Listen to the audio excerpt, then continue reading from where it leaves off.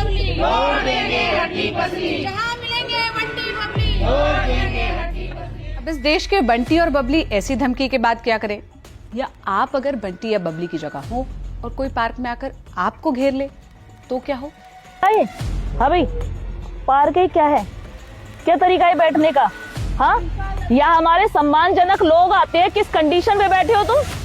कहाँ रहते हो? ये सवाल पार्कों से निकलकर देश की राजधानी में मेट्रो की रफ्तार से गूंज रहा है।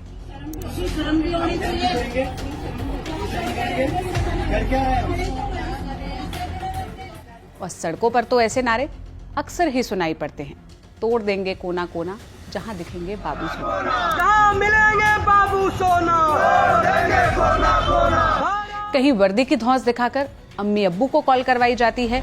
ये कौन है? भाई हैं, बात कराइए घर। तो कहीं हाथों में डंडे और गले में लाल गमछा लेकर स्वयंभू ठेकेदार आईडी मांग रहे हैं।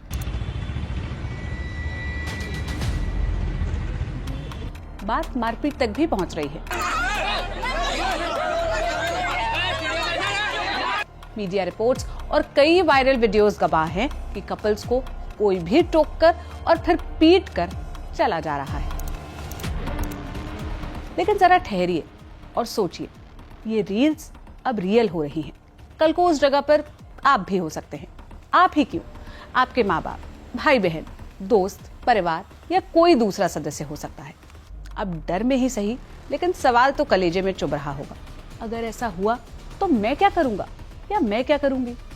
जान रही हूं आपके मन में कई सवाल आ रहे होंगे, जैसे क्या पब्लिक प्लेस पर किसी का हाथ थामना या गले मिलना या उसके साथ बैठना कोई कानूनी जुर्म है? क्या प्यार करना वाकई कोई गुनाह है? साथ ही क्या पुलिस के पास ये पावर है कि वो किसी को संस्कार सिखाए या घर फोन करके आपको शर्मिंदा करे?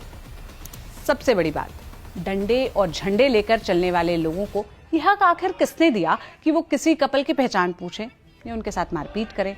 और अगर आपके साथ ऐसा कुछ हो जाए तो आपके पास कौन से कानूनी अधिकार है? घूम फिरकर बात वहीं पर आती है, क्या पार्क, सड़क, मेट्रो या किसी भी पब्लिक प्लेस में अपनी भावनाओं को जाहिर करना कानूनी तौर पर गलत है? आज इन सारे सवालों के जवाब एक धागे में अगर पिरो दिए जाए तो एक सवाल बनता है, क्या भारत में PDA अलाउड है?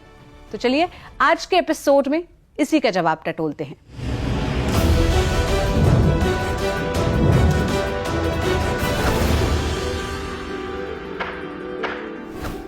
किताबें कहती है PDA का लिटरल मीनिंग यानी शाब्दिक अर्थ है पब्लिक डिस्प्ले ऑफ अफेक्शन, मतलब सार्वजनिक रूप से प्यार का मुजाहिरा। लेकिन ये भारी भरकम शब्द कईयों के सर के ऊपर से निकल गया होगा, जैसे मेरे सर से निकला। तो बिल्कुल आसान भाषा में समझाती हूँ, जैसे होता है और जैसे हम अक्सर अपने आसपास देखते हैं, ठीक वैसे ही बताती हूँ। मान लीजिए कि आप किसी पार्क, सड़क, मॉल, मेट्रो या किसी भी भीड़ भाड़ वाली जगह पर है, यानी किसी पब्लिक स्पेस पर है और अचानक आपके सामने कोई कपल प्यार का इजहार करने लगे। इजहार का मतलब सिर्फ आई लव यू बोलकर प्रपोज करने तक सीमित नहीं है। कभी एक दूसरे का हाथ थाम लिया, कभी कंधे पर सिर टिका दिया, कभी गले लग गए। और बात अगर इससे जरा आगे बढ़ जाए, माने किस तक पहुंच जाए, तो आगे क्या मंजर होगा ये तो आप अपनी कल्पना के घोड़े दौड़ाकर या फिर अपने दिमाग को चलाकर समझ गए होंगे। अब हर बात बोलकर बताने की जरूरत तो है नहीं। तो जनाब, उस प्यार भरे माहौल को जब आप और आपके आसपास खड़ी जनता देख रही हो तो इस पूरी सिचुएशन को टेक्निकल भाषा में PDA कहा जाता है, माने पब्लिक डिस्प्ले ऑफ अफेक्शन। आजकल मेट्रो के खंबे के पीछे, पार्क में पुराने पेड़ की आड़ में या कैफे के सबसे कोने वाली टेबल पर आपको ऐसे मजनू और लैला अक्सर दिख जाएंगे। दुनिया की मशहूर ऑक्सफोर्ड डिक्शनरी इसे बड़े सलीके से समझाती है। वो कहती है, the act of two people showing their feelings for each other in a place where others can see them is called PDA। यानी एक ऐसी जगह जहां दूसरे आपको देख सके, वहां अपने जज्बात जाहिर करना PDA है। वैसे असल में मोहब्बत जब कमरे की चारदीवारी से निकलकर शहर की तपती धूप में आ खड़ी हो तो दो दिल बेखौफ होकर समाज की नजरों के सामने कहें कि हाँ, हम साथ हैं, और उस आजाद लम्हे को दुनिया PDA कहती है। अब आता है सबसे बड़ा सवाल, क्या भारत में PDA अलाउड है? जब कोई आपसे पूछे कि क्या भारत में सरेआम प्यार जताना या PDA करना अलाउड है, तो आपको इसका जवाब हाँ या ना में नहीं, बल्कि कुछ शर्तें यानी कंडीशंस के साथ देना होगा। क्योंकि भारत में कोई ऐसा स्पेसिफिक कानून नहीं है जो कहे कि प्यार जताना मना है। सारा खेल ऑब्सीनिटी यानी अश्लीलता और लव के बीच में आकर फंसी उस परिभाषा का है जिसे हर कोई अपने अपने चश्मे से देखता है। अमूमन जब कोई कपल किसी पार्क में हाथ थाम कर बैठा होता है या प्यार का इजहार करता है तो मन में एक डर भी बैठा होता है, because India is the only country where you can't kiss but piss in public, यानी सड़कों पर पेशाब करना मंजूर है लेकिन प्यार का इजहार बिल्कुल नहीं। कपल को इस बात का डर होता है कि आसपास खड़ी जनता उन्हें किस नजरों से देख रही होगी, उनके बारे में क्या सोच रही होगी, कहीं कोई आकर मोरल पुलिसिंग नहीं करने लग जाए। यानी पार्क में खड़े वो पहरेदार अंकल आंटी या दूसरे बड़े लोग जो अचानक किसी जासूस की तरह प्रकट होते हैं और संस्कारों वाली पोटली खोल देते हैं, कहने लगते हैं बेटा माँ बाप ने यही संस्कार दिए हैं, या फिर तिरछी नजर से देखेंगे और बुदबुदाएंगे ये सब करने के लिए घर नहीं है क्या, पब्लिक प्लेस को गंदा कर रखा है। कई बार ये ताने कड़वी बहस बन जाते हैं और बात मारपीट तक पहुंच जाती है, बवाल मचता है। तो फिर आखिर में हमेशा की तरह एंट्री होती है तो इंडियन पुलिस की, माने पुलिस आती है और यहीं से शुरू होता है भीड़ के दबाव और वर्दी की पावर का असली खेल। ऐसे मौके पर पुलिस जिस हथियार का इस्तेमाल सबसे ज्यादा करती है वो है आईपीसी की धारा 294, जिसे अब नए कानून बीएनएस में हम धारा 296 के नाम से जानते हैं। यह हमारे संविधान का इकलौता कानून है जो सीधे तौर पर आपके प्यार करने या ना करने की आजादी से जुड़ा हुआ है। पुलिस इसी का डर दिखाकर प्रेमी जोड़ों पर एक्शन लेती है। अब जरा इस कानून की कुंडली को खोलते हैं। कानून की किताब के अध्याय 15 के सेक्शन 294 में बात होती है ऑब्सीन एक्ट्स एंड सॉन्ग्स की, यानी अश्लील हरकतें और गंदे गाने। इसका दूसरा हिस्सा गाने वाले को साइड में रखते हैं और फोकस करते हैं उस हिस्से पर जिससे हमारा टॉपिक सीधे तौर पर जुड़ा है। सेक्शन 294 के अनुसार अगर आप किसी पब्लिक प्लेस पर कोई ऑब्सीन यानी अश्लील हरकत करते हैं और उससे वहां मौजूद किसी दूसरे को अनॉयंस यानी झुंझलाहट या परेशानी होती है तो आप अपराधी माने जा सकते हैं। लेकिन किसी को इस धारा के तहत मुजरिम करार देने के लिए पुलिस को 3 शर्तें एक साथ साबित करनी होगी। पहली शर्त, ऑब्सीन एक्ट यानी किया हुआ काम अश्लील होना चाहिए। शर्त नंबर 2, पब्लिक प्लेस यानी वो काम किसी ऐसी जगह होना चाहिए जहां जनता का आना जाना हो, जैसे कि पार्क, सड़क, बस स्टेशन या कोई भी जगह।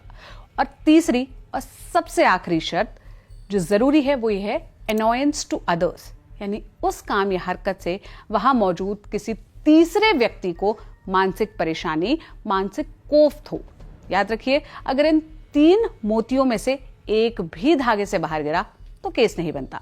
यानी आप पार्क में बैठे कपल हो या फिर कपल को देख रहे तीसरे व्यक्ति हो या फिर खुद पुलिस, अगर आप आईपीसी की इस धारा का इस्तेमाल करना चाहते हैं तो इन तीनों शर्तों को पूरा करना होगा।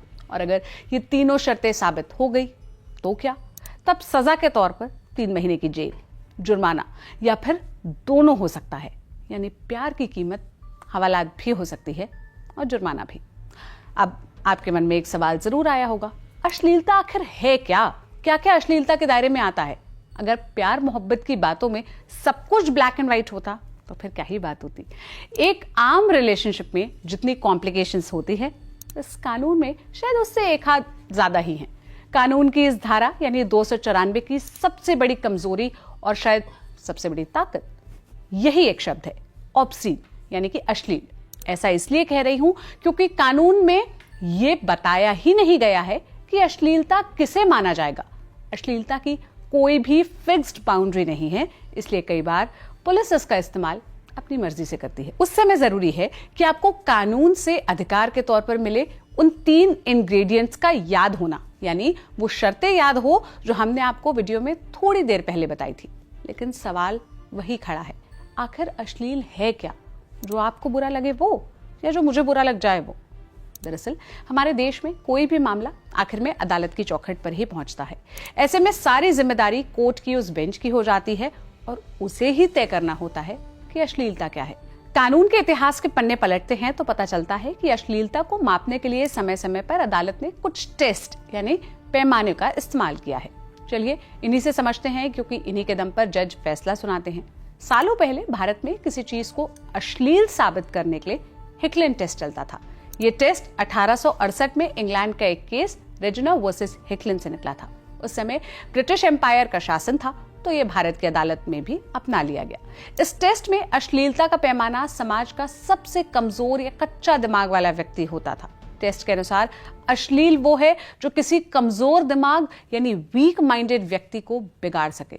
उस समय अगर किसी किताब, फिल्म या हरकत में एक छोटा सा हिस्सा भी ऐसा हो जो किसी कमजोर मानसिकता वाले इंसान को भटका सकता है, तो पूरी चीज को अश्लील मानकर बैन कर दिया जाता था।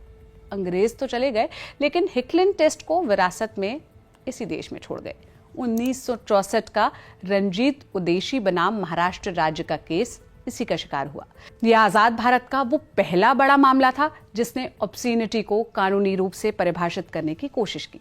दरअसल रंजीत उदेशी बॉम्बे में एक बुक स्टोर के पार्टनर थे। उन पर आरोप लगा कि वे D.H. लॉरेंस की किताब लेडी चैटलीज लव बेच रहे हैं, जो अश्लील है। उन पर IPC की धारा 292 अश्लील सामग्री की बिक्री के तहत मुकदमा चला। सुप्रीम कोर्ट ने इस केस में 1868 के ब्रिटिश नियम हिकलिन टेस्ट को सही ठहराया। कोर्ट ने कहा कि अगर किसी किताब का एक छोटा सा हिस्सा भी किसी के मन में लस्टफुल थॉट्स यानी कि कामुक विचार पैदा कर सकता है, तो वो अश्लील है। लेकिन समय का पहिया जब आगे बढ़ा तो वक्त के साथ साथ कई चीजें बदली। ऐसे में देश की सर्वोच्च अदालत ने महसूस किया कि 1868 का नियम 21वीं सदी में लागू नहीं किया जा सकता। 2014 में अवीग सरकार बनाम पश्चिम बंगाल राज्य के केस में सुप्रीम कोर्ट ने कहा कि अब हमें हिकलिन टेस्ट नहीं बल्कि कम्युनिटी स्टैंडर्ड टेस्ट अपनाना होगा। अब अश्लीलता को किसी एक व्यक्ति की नजर से नहीं बल्कि ओवरऑल कम्युनिटी माने पूरे समाज की नजर से देखा जाना चाहिए। सीधी सपाट भाषा में कहूं तो अश्लीलता वो नहीं जो किसी को भी बुरी लगे, बल्कि वो है जो आज का कंटेम्पररी सोसाइटी यानी आधुनिक समाज गंदा मानता हो। कोर्ट अब ये देखता है कि क्या आज का एक एवरेज पर्सन उसे अश्लील मानता है। अब उस मामले के बारे में भी जान लीजिए जिसने प्यार करने वालों को यानी PDA को सुरक्षा कवच दिया। इस केस की कहानी बड़ी दिलचस्प है। साल 1993 में आनंद बाजार पत्रिका समूह की मैगजीन स्पोर्ट्स वर्ल्ड में एक तस्वीर छपी। इसमें मशहूर जर्मन टेनिस खिलाड़ी बोरिस बेकर और उनकी मंगेतर बारबरा फेल्ड्स की एक फोटो थी। इसमें बारबरा सेमी न्यूड यानी अर्धनग्न थी और बोरिस बेकर ने उन्हें अपने हाथों से ढका हुआ था। तस्वीर का मकसद रेसिज्म के खिलाफ एक संदेश देना था। जब यह मैगजीन कोलकाता के बाजारों में पहुंची तो एक एडवोकेट ने इस पर आपत्ति जताई। उन्होंने कोलकाता की एक मजिस्ट्रेट कोर्ट में IPC की धारा 292 लगाकर केस दर्ज करवाया। मैगजीन के एडिटर अवीग सरकार इस मामले को लेकर कोलकाता हाईकोर्ट पहुंचे। उन्होंने दलील दी कि यह तस्वीर कलात्मक है और रंगभेद के खिलाफ है, इसे अश्लील नहीं कहा जा सकता। लेकिन कलकत्ता हाईकोर्ट ने अवीग सरकार की याचिका को खारिज कर दिया और निचली अदालत के फैसले को सही ठहराया। हाईकोर्ट उस समय भी पुराने हिकलिन टेस्ट के प्रभाव में था, जहां छोटी सी नग्नता को भी अश्लीलता माना जाता था। हार न मानते हुए अवीग सरकार सुप्रीम कोर्ट पहुंचे। यहां 20 साल के बाद 2014 में जस्टिस KS राधाकृष्णन और जस्टिस दीपक मिश्रा की बेंच ने फैसला सुनाया, जिसने भारत के कानून का रुख ही बदल दिया। कोर्ट ने कहा कि कलकत्ता हाई कोर्ट और निचली अदालत ने गलती की है। कोर्ट ने साफ कहा, न्यूडिटी हमेशा ऑब्सीनिटी नहीं होती। मानने की इरादा नेक था, इसलिए वो अश्लील नहीं है। इस फैसले के साथ कोर्ट ने 1868 के ब्रिटिश हिकलिन टेस्ट को हमेशा के लिए खत्म कर दिया और कम्युनिटी स्टैंडर्ड टेस्ट को अपनाया। कोर्ट्स ने कई मामलों में कहा कि सिर्फ पुलिस वालों को बुरा लगा तो ये अनॉयंस नहीं है, ऐसा नहीं हो सकता। ऐसे मामलों में अक्सर पुलिस वहां खड़े आम आदमी को गवाह यानी विटनेस बनाती है और जो कोर्ट में खड़े होकर जज के सामने कहता है कि उसे उस हरकत से सच में परेशानी हुई। अदालत ने समय समय पर कहा है कि सिर्फ गले मिलना, हाथ पकड़ना अश्लीलता की श्रेणी में नहीं आता, जब तक कि उसमें कोई कामुक यानी कि सेक्सुअल एलिमेंट ना हो। वैसे इस विषय पर साहित्य भी दो धारा में बटा हुआ दिखता है। कई साहित्यकार मानते हैं कि प्यार एक इबादत है यानी वर्शिप है। जैसे इबादत के लिए एकांत चाहिए, वैसे ही प्यार के लिए भी। लेकिन आधुनिक साहित्यकार कहते हैं कि जो भावनाएं सच्ची है उन्हें दीवारों की जरूरत नहीं। खैर, अगर आपके साथ ऐसी घटना यानी मॉरल पुलिसिंग या पुलिस के द्वारा ज्यादती हो तो आपके पास क्या अधिकार है और आप क्या कर सकते हैं? असल में सबसे बड़ा सवाल तो यही है कि अगर आप किसी पार्क या पब्लिक प्लेस पर हैं और अचानक कोई भीड़ या पुलिस वाला आपको डराने लगे, उस वक्त आपको क्या करना है? क्या चुपचाप अपमान सहना है या कानून का सहारा लेना चाहिए? चलिए इसके लिए रेमेडीज यानी समाधान पर बात करते हैं। अक्सर विवाद के समय लगता है कि हम कमजोर हैं, लेकिन कानून ने आपको ढाल और ताकत दोनों दी है। सबसे पहले आपको बताते हैं कि कैसे आपको बिना घबराए पुलिस से डील करना है। याद रखिए, पुलिस आपको बिना किसी ठोस आधार के गिरफ्तार नहीं कर सकती। अगर कोई पुलिसकर्मी आपको सिर्फ पार्क या सार्वजनिक जगहों पर बैठने के लिए थाने ले जाने की धमकी दे तो शालीनता से उनसे पूछिए, सर या मैम, एफआईआर की कॉपी कहाँ है और किससे हमारे यहाँ बैठने से परेशानी हो रही है? मतलब कौन वो व्यक्ति है? अगर पुलिस मामला रफा दफा करने के लिए गांधी जी की मांग करे यानी पैसे मांगे तो आप बीएनएस की धारा 308(2) के तहत जबरन वसूली की शिकायत कर सकते हैं। इसके अलावा अगर पुलिस वाले बदतमीजी करे तो आप पुलिस कंप्लेन अथॉरिटी यानी पीसीए में उस बात की कंप्लेन कर सकते हैं। इस अथॉरिटी का काम ही पुलिस के दुर्व्यवहार की जांच करना है। अगर आपके साथ पुलिस वालों ने मारपीट की है तो उनकी नौकरी तक जा सकती है। इसके अलावा आप बीएनएस सेक्शन 198 का भी इस्तेमाल कर सकते हैं, जो किसी पब्लिक सर्वेंट यानी लोक सेवक पर कानून की अनदेखी करने पर लगती है। सिर्फ धाराएं रटना काफी नहीं है, ये जानना भी जरूरी है कि आवाज कहां उठानी है, कैसे उठानी है। सबसे पहले आप नजदीकी थाने के इंचार्ज को रिटन कंप्लेन दे सकते हैं। अगर थाना आपकी बात अनसुनी कर रहा है, थाने में बैठे लोग आपको नहीं सुन रहे हैं, तो जिले के बड़े अधिकारी डीसीपी या एसपी को रजिस्टर्ड पोस्ट से आप अपनी शिकायत भेज सकते हैं। अगर कहीं सुनवाई नहीं हो रही है तो सीधे कोर्ट जाने का भी रास्ता है। वकील के जरिए बीएनएस की धारा 175 जो पहले सीआरपीसी की 156(3) थी, उसके तहत शिकायत करें। यहाँ जज साहब या साहिबा खुद पुलिस को एफआईआर दर्ज करने का आदेश दे सकते हैं। अब बात उनकी जो कानून की वर्दी में तो नहीं है, लेकिन वैलेंटाइंस जैसे मौके पर खुद को समाज का सफाई कर्मी समझते हैं। पार्क की सड़क पर खड़े लोग अक्सर आपके साथ मारपीट, गाली गलौज, दुर्व्यवहार करते हैं या ऐसा होता है तो वो खुद अपराधी हैं। किसी को भी कानून को हाथ में लेने का हक नहीं है। आप उनके खिलाफ बीएनएस के सेक्शन 1152 यानी स्वेच्छा से चोट पहुंचाना, बीएनएस के सेक्शन 351(2) और 352 धमकी और गाली गलौज के तहत केस दर्ज करवा सकते हैं। आपके लिए एक टिप है कि आज के डिजिटल दौर में सुरक्षित रहते हुए वीडियो बनाना एक बड़ा सबूत, एविडेंस हो सकता है। इन सब के अलावा आपके कुछ कॉन्स्टिट्यूशनल राइट्स यानी संवैधानिक अधिकार भी हैं, वो भी बताए देते हैं। संविधान का आर्टिकल 21 आपको राइट टू प्राइवेसी, निजता का अधिकार, राइट टू डिग्निटी, सम्मान के साथ जीने का अधिकार देता है। वहीं आर्टिकल 19(1)(a) आपको अभिव्यक्ति की स्वतंत्रता यानी फ्रीडम ऑफ एक्सप्रेशन देता है। और हाँ, प्यार जताना भी एक एक्सप्रेशन ही है। सुप्रीम कोर्ट ने एस खुशबू वर्सेस कन्यामल 2010 केस में साफ कहा था कि अगर दो बालिग यानी अडल्ट अपनी मर्जी से साथ हैं तो समाज की नैतिकता के नाम पर उन्हें हरास करना यानी प्रताड़ित करना खुद में एक अपराध है। अधिकार के इस एपिसोड में हमने समझा कि प्यार करना कोई अपराध नहीं है, लेकिन कानून और समाज के बीच की ये लकीर बहुत बारीक है। जाते जाते 3 बातें बस याद रखनी है। पहला, कपल्स के लिए संविधान का आर्टिकल 19 आपको आजादी देता है, लेकिन आर्टिकल 19(2) डिसेंसी और मोरालिटी की याद भी दिलाता है। लव और लस्ट के बीच का फर्क समझना होगा। आपके अधिकार वही तक है जहां से दूसरों को परेशानी ना हो। दूसरी बात, समाज के लिए, लोगों के लिए संस्कार जरूरी है, लेकिन वक्त के साथ नजरिया भी बदलता है। 60 साल पहले जो अश्लील था आज नहीं है। किसी की डिग्निटी को चोट पहुंचाना संस्कार की रक्षा नहीं बल्कि कानून को तोड़ना है। और आखिर में सबसे जरूरी, पुलिस की बात। लोकतंत्र में पुलिस का काम लीगल पुलिसिंग करना है, मॉरल पुलिसिंग नहीं।